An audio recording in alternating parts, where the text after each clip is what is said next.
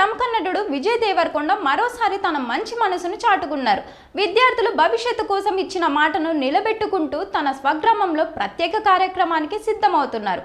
నాగర్ కర్నూలు జిల్లా బల్మూరు మండలం తుమ్మన్పేట గ్రామానికి చెందిన విజయ్ దేవరకొండ తన భార్య రష్మిక మందనతో కలిసి ఈ నెల 14న స్వగ్రామానికి రానున్నారు.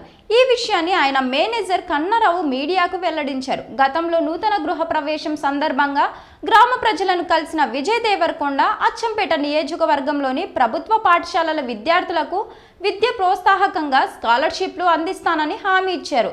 ఆ మాట ప్రకారమే ఇప్పుడు 45 ప్రభుత్వ పాఠశాలల్లో చదువుతున్న 9వ, 10వ తరగతి విద్యార్థుల్లో ప్రతిభ కనబర్చిన 180 మందికి దేవరకొండ ఫౌండేషన్ ద్వారా ఉపకార వేతనాలు అందించేందుకు ఏర్పాట్లు పూర్తి చేసినట్లు సమాచారం.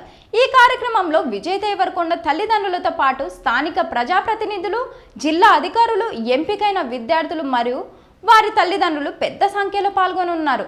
విద్యకు ప్రాధాన్యత ఇస్తూ గ్రామీణ ప్రాంత విద్యార్థులకు అండగా నిలుస్తున్న విజయ్ దేవరకొండ చర్చపై స్థానికులు హర్షం వ్యక్తం చేశారు. ఇచ్చిన మాటను నిలబెట్టుకుంటూ విద్యార్థుల భవిష్యత్తుకు చేయూతనిస్తున్న విజయ్ దేవరకొండపై మీ అభిప్రాయం ఏంటో కామెంట్స్ రూపంలో తెలియజేయండి.